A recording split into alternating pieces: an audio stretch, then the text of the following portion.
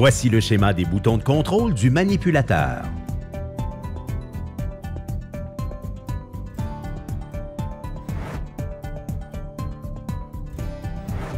Voici comment effectuer la prise d'une pale planche au sol avec les bras latéraux.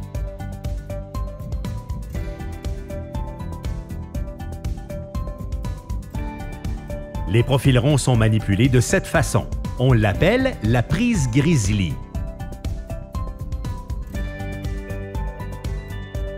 Il est important de travailler en finesse et d'éviter de frapper quoi que ce soit avec le pieu.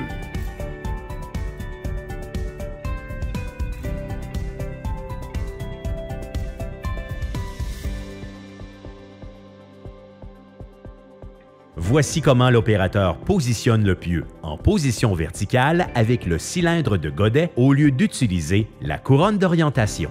La capacité de levage maximale du MG90 est de 6300 livres, soit 2850 kg, et celle du MG60 est de 5200 livres, soit 2360 kg. Nous recommandons à l'opérateur de tourner le vibrofonceur vers la gauche. S'il est tourné à droite, la vue de l'opérateur est obstruée. Pour faciliter l'alignement des pales planches, c'est une bonne pratique de faire une entaille dans la clé de la pale planche. Le crochet de la mâchoire inférieure peut être utilisé pour repositionner une pale planche au sol. Il est important de manipuler un pieu d'épaisseur égale en haut et en bas avec les bras.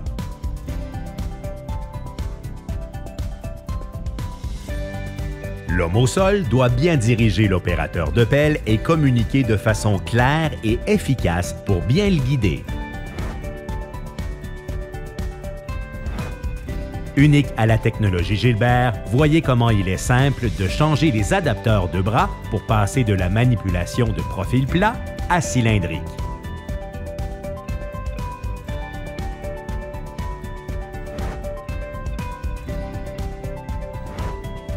Confirmez l'absence de contact avec les bras de synchronisation lors des manipulations et du pieutage de pieux rond. Il ne doit pas y avoir de contact avec l'intérieur des bras. Lors de la manipulation de pieux rond, confirmez la présence des 3 points de contact, le centre et les 2 bras.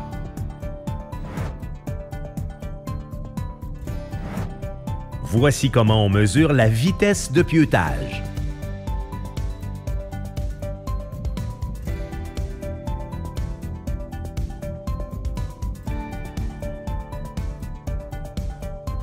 La vitesse de pieutage minimale est de 4 pouces ou 10 cm par minute.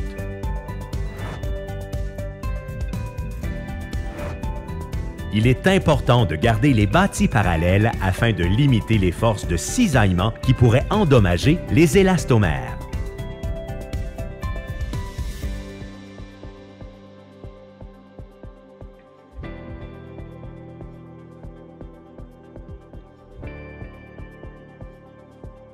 Il ne faut pas pousser sur le pieu de façon intensive avec la force de l'excavatrice.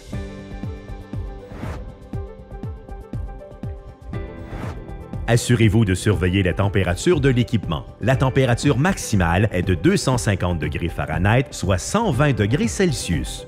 Dans l'éventualité d'une haute température de l'équipement, voici une façon de le refroidir rapidement.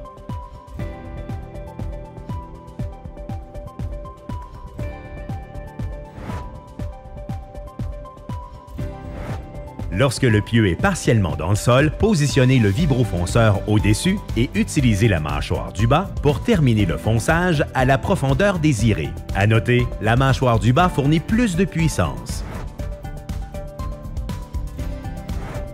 L'option de flottaison a été développée pour aider l'opérateur à foncer des pieux de façon plus efficace et faciliter l'alignement. Le vérin du godet est désactivé, ce qui maximise l'énergie au pieu. Cela réduit également le stress mécanique sur l'équipement.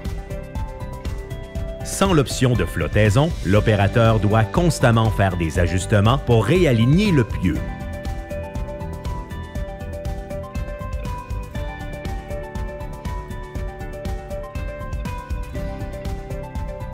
Avec l'option de flottaison, le pieu est guidé par la gravité et entre aisément dans le sol.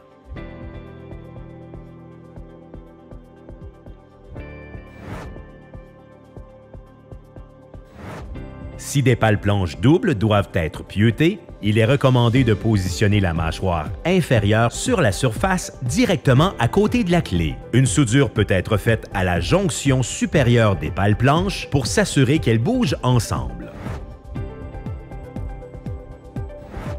Un dispositif de verrouillage empêche la vibration si la pression des pinces est inférieure à la valeur de sécurité définie. Il y a un délai avant l'activation de l'option de flottaison une fois que l'unité a commencé à vibrer. Tous les cylindres sont équipés de dispositifs de verrouillage automatique empêchant leur actionnement en cas de défaillance hydraulique. Un accumulateur d'azote pressurise en permanence le circuit hydraulique des pinces. Une soupape de relâche est prévue sur la ligne de drain pour éviter toute surpression au niveau du moteur. Des butées en caoutchouc empêchent tout mouvement excessif des élastomères. Un bouton de sécurité doit être activé pour ouvrir les pinces.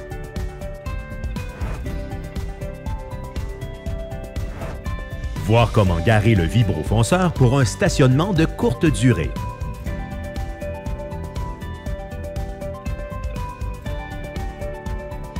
Pour le transport et le stationnement de longue durée, nous recommandons d'utiliser le support de transport fourni.